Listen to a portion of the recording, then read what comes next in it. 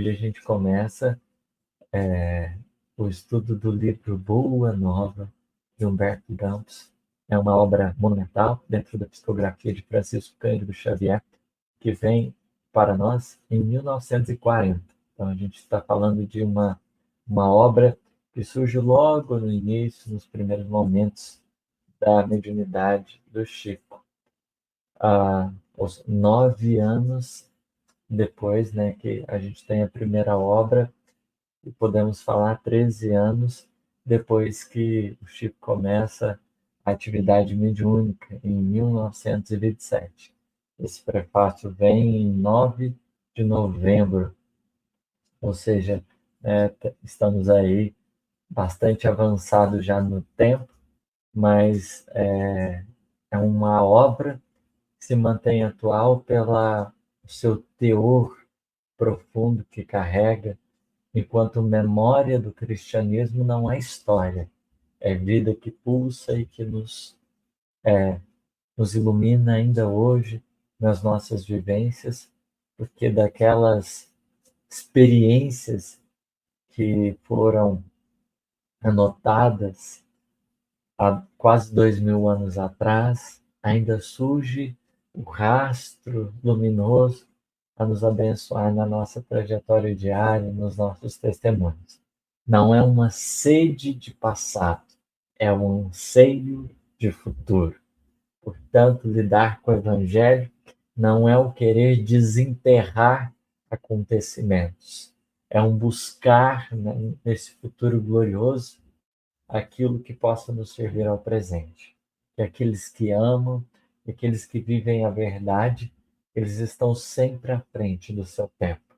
E por isso, né, em reconhecendo Jesus, o grande, né, ao mesmo tempo que o Alfa, ele é também o Ômega. É o início, mas é também o nosso fim, o nosso futuro, a nossa finalidade é que devemos buscar.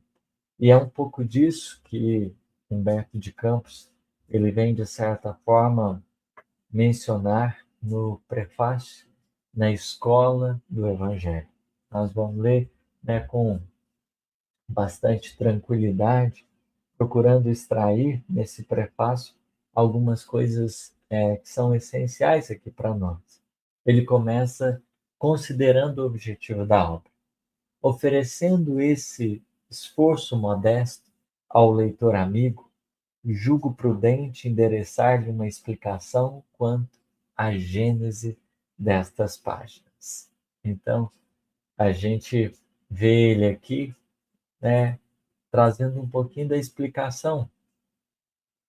Se a Cleide quiser compartilhar, é só a senhora colocar para subir essa telinha. Aí, perfeito. Que aí a gente consegue, todo mundo a gente precisa analisar a consistência, a relevância. E mais do que isso, né? Porque a gente está falando de um livro, né, que vai tratar de uma espécie de conto, né? São alguns contos reunidos e que formam essa boa notícia, essa boa nova. Nós devemos destacar que ele tem o seu caráter literário, que foge um pouquinho dessa noção tão somente do histórico, né? Dessa precisão em relação a necessidades históricas, mas é algo que está além disso. Essa beleza literária, esse gosto literário extrapola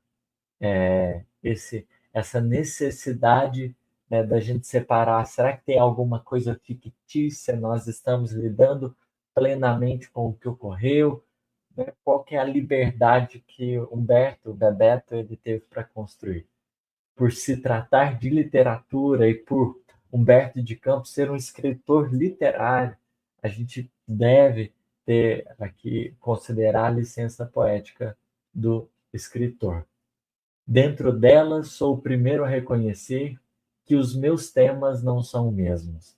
Se a gente fizer uma comparação do que, né, tratava Humberto de Campos enquanto encarnado, que essa personalidade passou a pesquisar, é uma diferença. Ele vai explicar um pouquinho disso. Os que se preocupam com a expressão fenomênica da forma não encontrarão talvez o mesmo estilo. Ele já orienta para a gente ficar um pouco atento, porque quando a gente pensa nesse caráter de veracidade, da continuidade do autor, pode, para alguns, ser uma preocupação essencial manter-se todas as características, como se isso fosse o teor máximo da autenticidade, ou isso representasse o mais relevante. Pode ser um dos aspectos, mas aqui a nós outros não vai ser o fundamental. Em período algum faço referências do sabor mitológico, e naqueles velhos amigos que, como eu próprio aí no mundo, não conseguem atinar com as realidades da sobrevivência, surpreendo por antecipação as considerações mais estranhas. Alguns perguntarão com certeza se fui promovido a ministro evangélico, né? Ele que talvez esteve um pouco mais distante dessa proximidade evangélica, vai mostrar um outro lado de si mesmo. Talvez que a imortalidade lhe proporcionou foi ter acesso a partes de si mesmo que estavam como que adormecidas e precisavam ser reacesas, que precisavam ser encontradas. Semelhante admiração pode ser natural, mas não será muito justa. O gosto literário sempre refletiu as condições da vida do espírito. Não precisamos muito exemplo para justificar o acerto. Minha própria atividade literária na Terra divide-se em duas fases essencialmente distintas. As páginas do Conselheiro 20 são muito diversas das que vazei as emoções novas que a dor, como lâmpada maravilhosa, me fazia descobrir no país da alma. Então, se a gente imaginar, né, esse escritor que foi dado a tantos assuntos, né, enquanto alguém que se manteve tão ativo, né, sendo reconhecido como um dos expoentes escritores da literatura brasileira, teve não só esse momento efusivo na literatura, mas também um instante humano em que permitiu que a pena, o lápis, grafasse talvez outras memórias que dessem a perceber alguma coisa das suas buscas interiores, das suas experiências interiores. A dor lhe proporcionou, né, enquanto ainda encarnado, com que um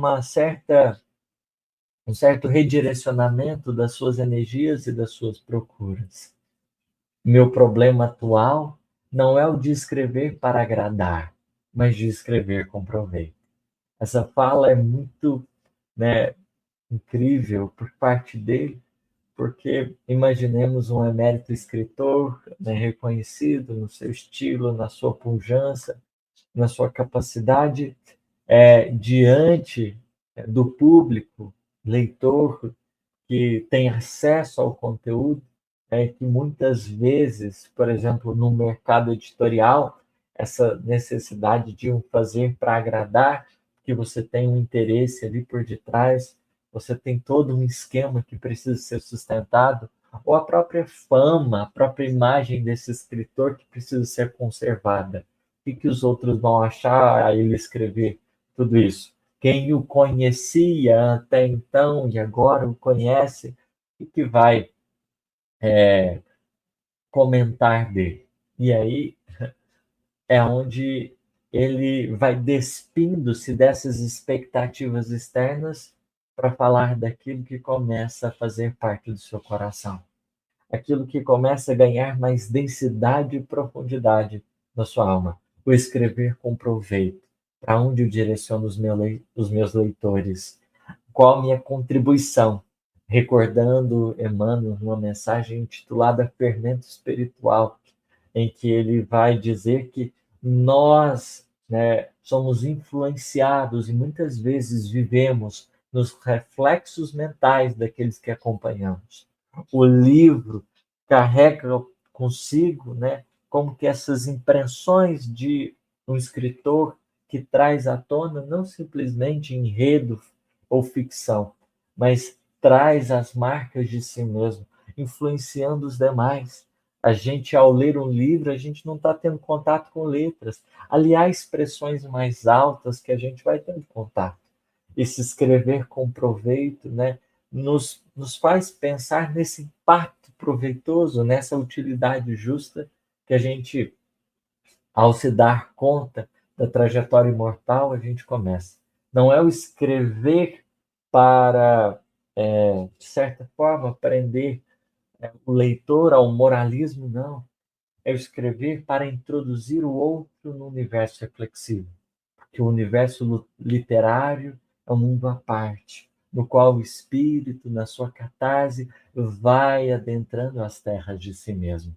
A literatura nos permite lidar com o caos da vida, mas um caos organizado, onde a gente vai reorganizando-se, num, num espelho em que a gente vai podendo também ter contato com as nossas experiências, com os nossos sentimentos. Humberto de Campos, agora, tanto que mais sensível, vai descortinando esses novos caminhos para que os seus leitores eles possam consigo reconhecer-se numa outra escola, a escola do Evangelho. Continua ele. Sei quão singelo é o esforço presente. Entretanto, desejo que ele reflita o meu testemunho de admiração por todos os que trabalham pelo Evangelho no Brasil. Essa bonita homenagem, né, que abre para nós, né, um campo novo, mais sensível, de proximidade com o Evangelho. Porque quantos de nós, na leitura do Boa Nova, não tivemos condições de nos sentirmos mais próximos daquela realidade através da, dessa narrativa tão empolgante que nos chama a atenção para a beleza espiritual de tanta coisa. E aí, nessa homenagem, esse testemunho de admiração, porque antes mesmo que esse coração se despertasse para as verdades divinas, outras tantas almas já seguiam de vento em polpa como vanguardeiros do amor e da verdade no trabalho para o espiritismo cristão, para o evangelho no Brasil.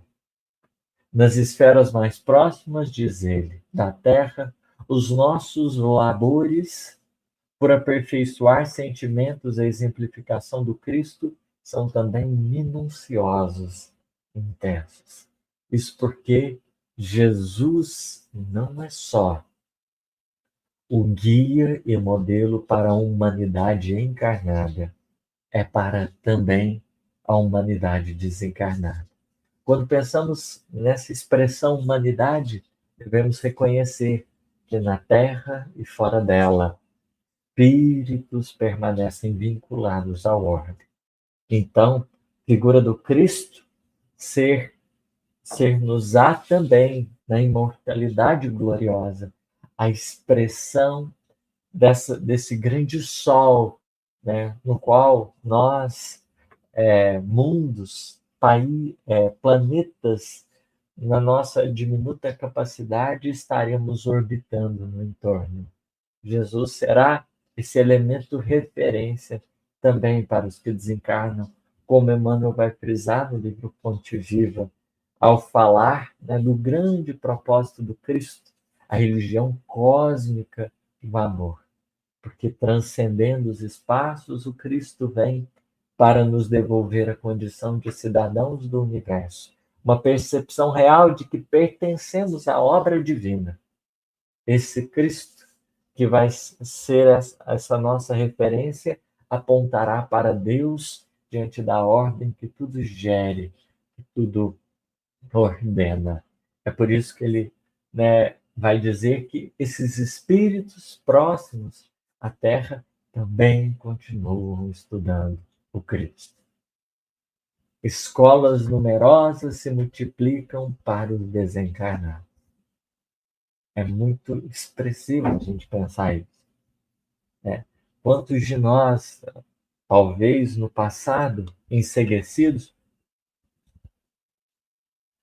desprezamos o Cristo e desencarnados percebemos que o seu nome começa a ganhar densidade, expressão a todos aqueles que até então haviam fechado os olhos para a sua presença amorosa e profunda. Para esses desencarnados também surgem as expressões de vida. E eu, que sou agora um discípulo humilde, um discípulo humilde desses educandários de Jesus, reconheci que os planos espirituais têm também o seu folclore. É alguém que, de certa forma, se colocou a perceber a sua própria condição, um discípulo humilde desses educandários, dessas muitas escolas. Quando a gente vai em André Luiz, por exemplo, naquela manifestação em que o Espírito Luminoso, né, vem atender aos corações de uma dada região, ele está acompanhado de pergaminhos, e diante das perguntas feitas, vai ele trazendo versículos do Novo Testamento. A sua envergadura talvez suponha que ele lidaria com outro manancial, mas, em verdade, Asclépio trazia ainda as minúcias do pensamento do Cristo, que, conforme também os benfeitores ali vão dizer, né, no Cristo podemos observar essa vida planificada. Cada um de nós poderá oferecer da nossa bagagem alguma coisa, mas em Jesus reúne essa experiência imortal, capaz de dialogar com todos os espíritos das suas diversas condições evolutivas.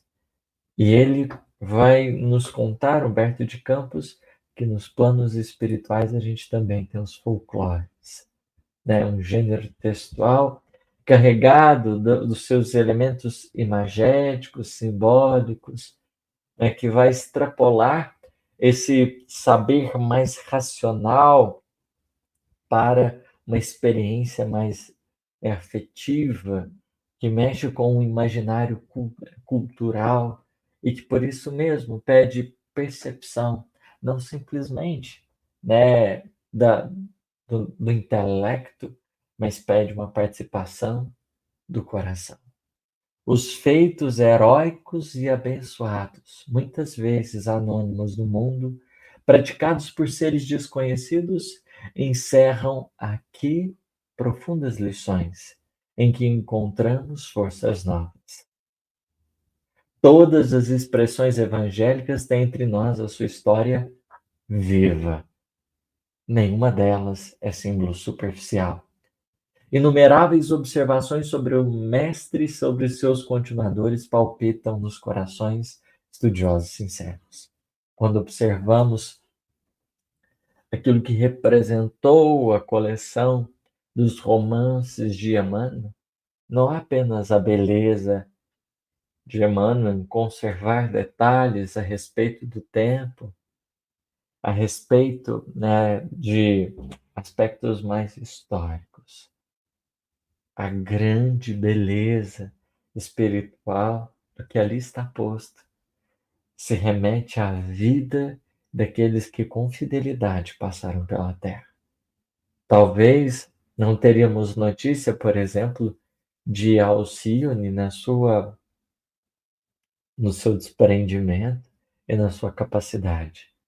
Mas Emmanuel nos trouxe dessas tradições espirituais aquilo que representa, né, a epopeia, os grandes heróis do mundo, que passaram batido, que tantos, né, são anônimos e silenciados, mas que ganham voz, porque são eles estrelas luminares que passam a orientar o progresso de todos nós.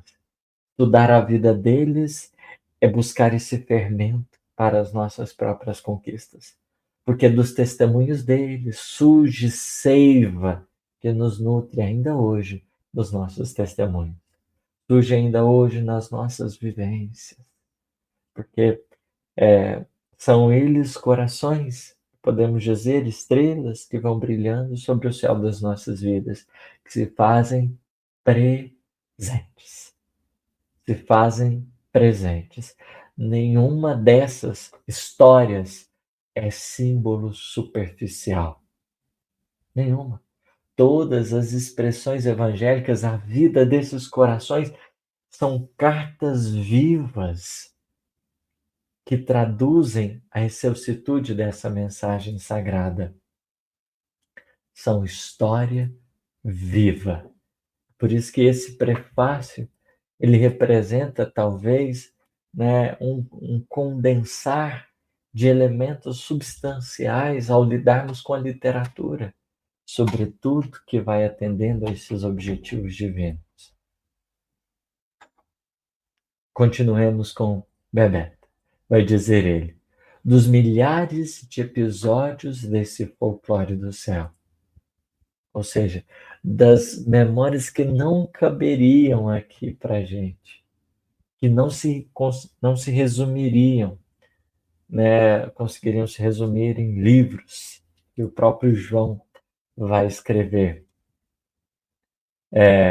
na sua mensagem gloriosa do final do Evangelho. Nem os livros todos da terra não dariam conta da grandeza, da excelsitude daquilo que foi vivido. Porque imaginemos, né, na presença do Cristo, sob a inspiração dele, quantas não foram as vivências que marcaram a humanidade. E é por isso que ele diz, né, conseguir reunir 30 e trazer ao conhecimento do amigo generoso que me concede a sua atenção. 30. Imaginemos, você tira 30 dessas infinitas recordações, né, ainda ficariam muitas, muitas, muitas e muitas. Concordo em que é pouco, mas isso deve valer como tentativa útil, pois estou certo de que não me faltou o auxílio indispensável. Então, Bebeto está sinalizando, escrever sob orientação do alto. É uma tentativa, é um esforço, né, para que a gente possa também nutrir-se dessa luminosa influência. Hoje, não mais cogito de crer, porque sei. É incrível, né? Tem essas frasezinhas aí, elas são inspiradoras, porque para muitos de nós, né, nessas andanças nossas, encarnando e desencarnando, o problema foi crença. Acreditar em Jesus, reconhecendo-lhe a condição, ele não mais, né, estava restrito à crença. Bebeto, Betinho, perto de Campos, fazia parte, está fazendo parte agora dos que sabem, dos que não só, né, caiu a ficha, entendeu que é grande, mas daqueles que, sentindo em si mesmo essa verdade, essa revelação luminosa, são impelidos a abrir os olhos e a enxergar a vida diferente. O saber transforma a visão. A crença é fruto de um conhecimento superficial, mas o saber é o abrir os olhos. É um perceber, um penetrar a vida através da visão da alma. E aquele mestre de Nazaré polariza igualmente as minhas esperanças. Humberto de Campos, né, talvez aqui, nesse testemunho pessoal, porque é alguém que, diante daquilo que vai narrar, né, vai trazendo pelas vias do coração alguma coisa a mais. Essa expressão polarizar, Cristo, de certa forma, já mexe com aquilo, com essa perspectiva de futuro, com aquilo que se espera, com aquilo que se objetiva, com aquilo que se planeja, com aquilo que se idealiza, Jesus já começa a mexer com as suas fibras interiores. Lembro-me, e aqui talvez é a parte que eu mais gosto, né, desse prefácio. Lembro-me de um dia, palestrando com alguns amigos protestantes, notei que classificavam Jesus como rocha dos séculos. Sorri e passei, com os pretensos espíritos fortes da nossa época e no mundo. Imaginemos quantos, né, nobres literatos da nossa cultura brasileira, quanto nós também não tivemos essa mesma postura.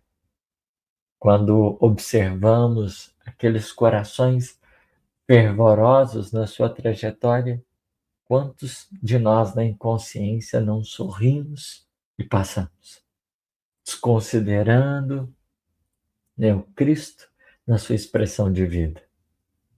Hoje, porém, já não posso sorrir nem passar. Muito, muito expressivo. Hoje, porém, já não posso sorrir nem passar. Houve uma transformação.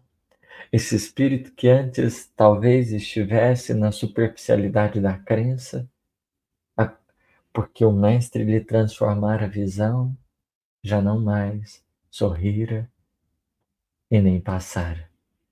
Sinto a rocha milenária, luminosa, sublime, que nos sustenta o coração atolado no pântano de misérias seculares.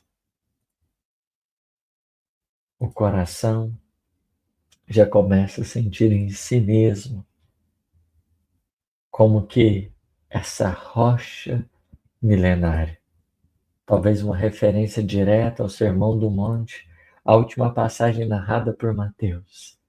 A casa erguida sobre a rocha mantém-se firme, de pé, mesmo na presença dos desafios mais profundos. A questão do alicerce. O Cristo passa a ser esse alicerce, conforme o próprio Mestre vai dizer: eu sou a videira e vós sois as varas. Se estiverdes em mim, as minhas palavras estiverem em vós, tudo que pedirdes a Deus em meu nome, assim vos será dado.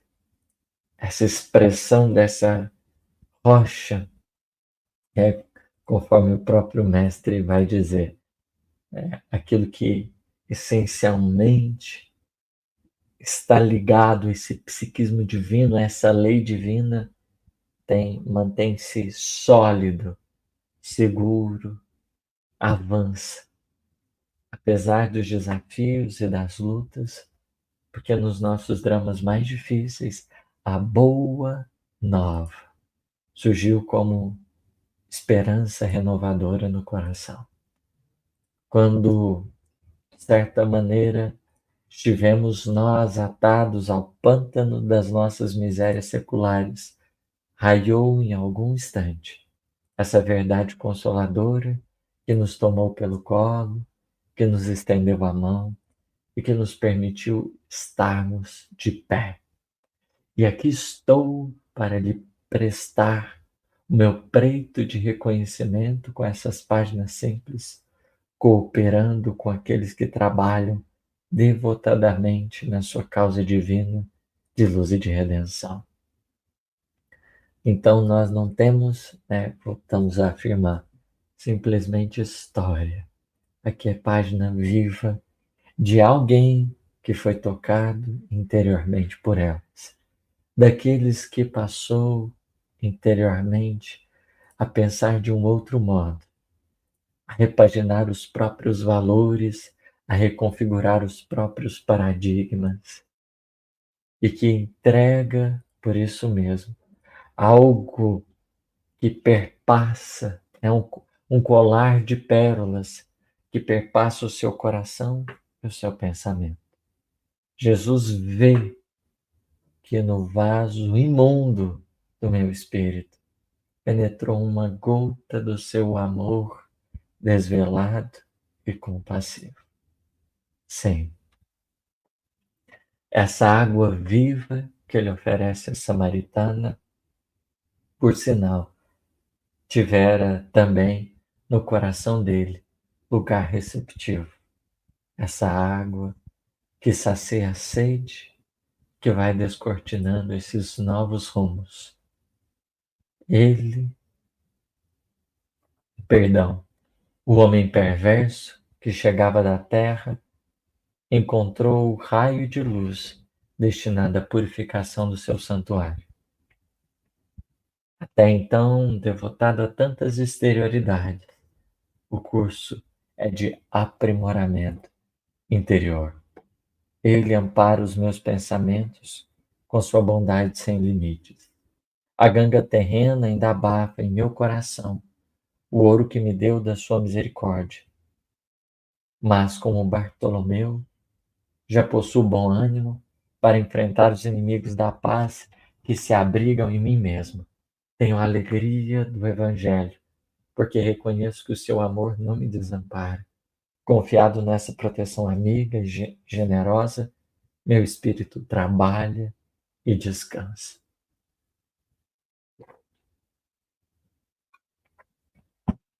Aqui, Humberto de Campos vai trazendo essa experiência do contato com Cristo.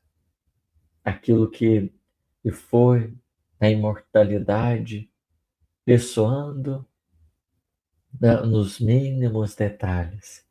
Ele ampara os meus pensamentos com sua bondade sem limite.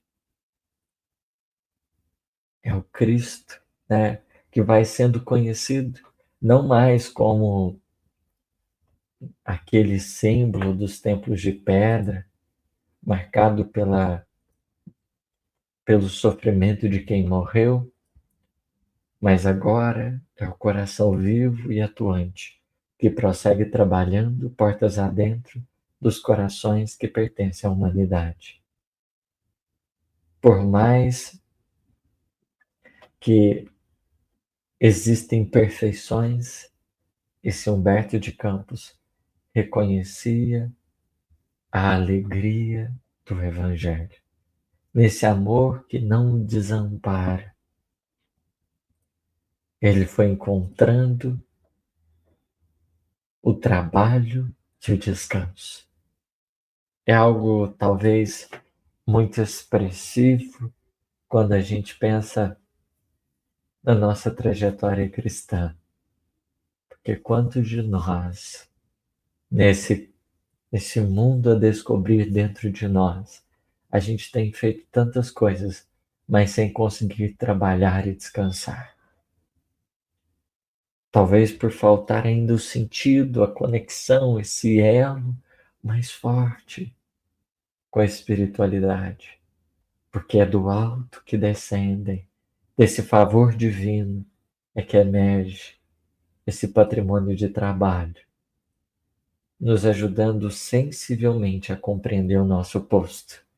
E por isso, por trabalharmos no nosso lugar, diante daquilo que nos cabe, a gente também tem o descanso de estar cumprindo aquilo que nos foi confiado.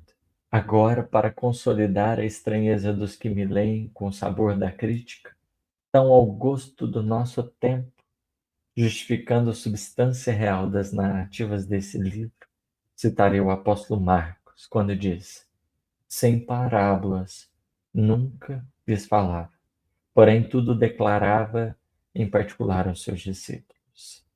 Sim, muitas coisas permaneceram anônimas, e eis que Humberto de Campos vem trazer muito dessa experiência de Jesus com os discípulos.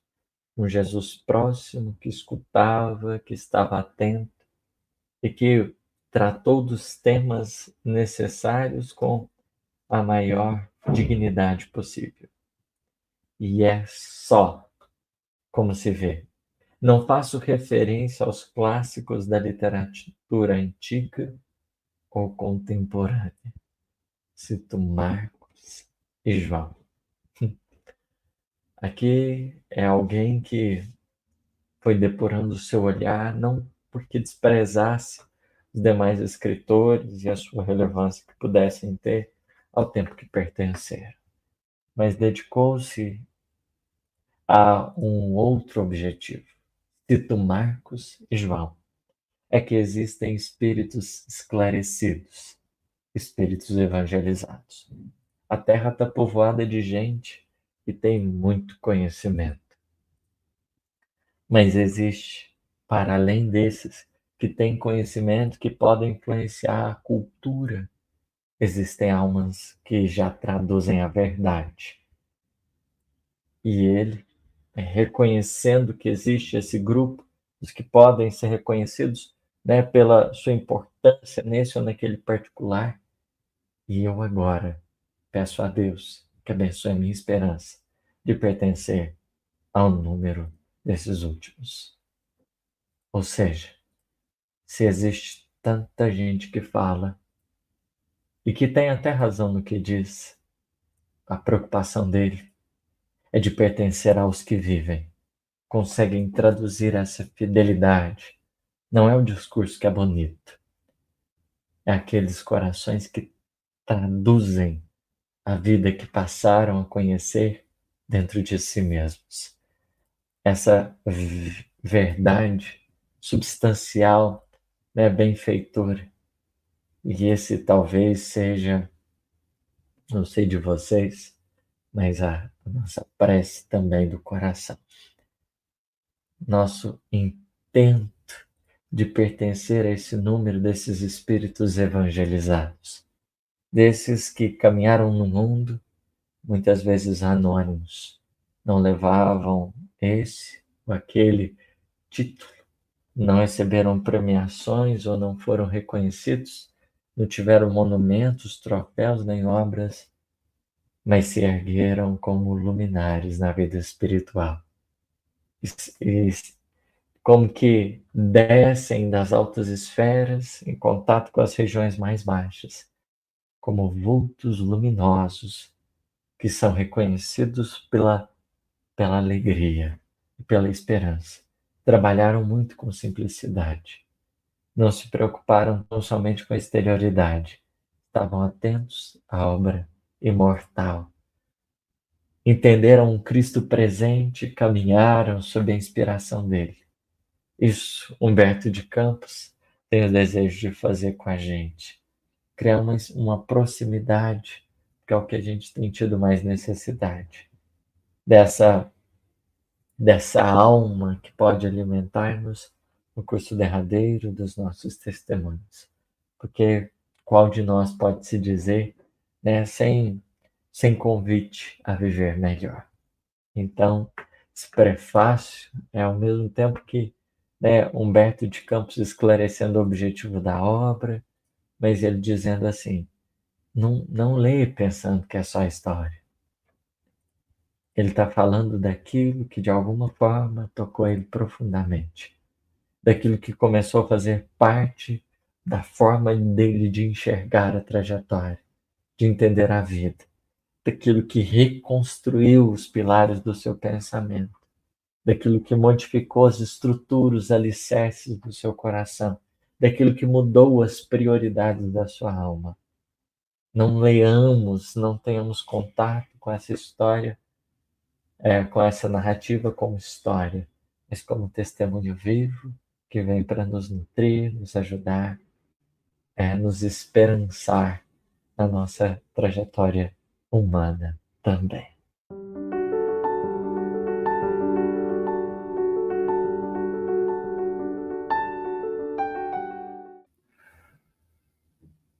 Mestre querido,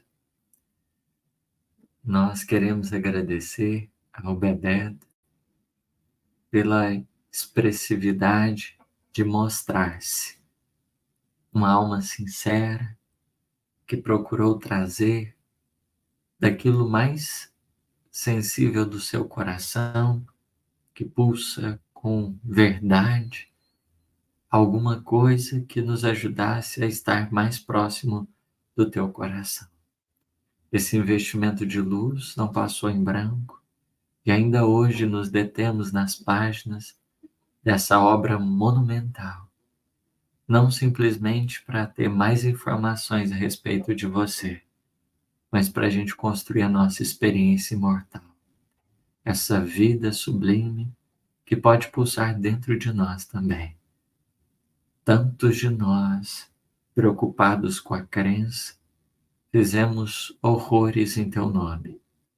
Nosso anseio de despertarmos interiormente para sabermos um pouco mais do amor divino, que se manifesta tão simples e que nos chama tão somente para uma vida melhor. Não mais guerras e conflitos com o semelhante, mas uma vida simples que se estrutura na harmonia entre os corações, no intuito de aprender sempre, cada vez mais com disposição. Permita, Senhor, que a expressão do teu coração possa ser o grande luminar da nossa trajetória, em meio às trevas interiores que lutamos diariamente. Não raro surgem as imperfeições, marcando os nossos passos, sinalizando presença em nossos destinos. Mas, apesar de tudo isso, essas sombras transitórias têm data marcada para extinguir-se. É porque o teu coração em nós já tem pulsado de forma sincera e já podemos dizer com alegria que queremos estar contigo. Sim, somos pequenos, mas na nossa pequenez ansiamos crescer em ti, como no dizer do Batista. É necessário, Mestre, que tu cresças em nós, que a gente possa ir diminuindo, que as expressões desse orgulho, do esclarecimento, que esse egoísmo infantil que muitas vezes nutrimos possa dar vazão agora à sensibilidade da alma, que já sente em si a rocha da verdade, a sustentar uma vida com humildade, com paciência, com esses valores imortais, inquebrantáveis do coração. É esse anseio de evangelizarmos, Senhor, de conseguirmos traduzir em nós essa verdade libertadora que organiza e gere toda a criação e podermos, na excelência de uma vivência cada vez mais humana, sermos para os outros um pouquinho daquilo que já és para conosco. Obrigado por não nos desamparar, por se fazer conosco. E diante dos nossos testemunhos, abracemos sim, com mais fidelidade, com mais entrega, com mais inteireza, o curso abençoado a que todos nós estamos destinados. Obrigado por tudo. Que assim seja. Graças a Deus.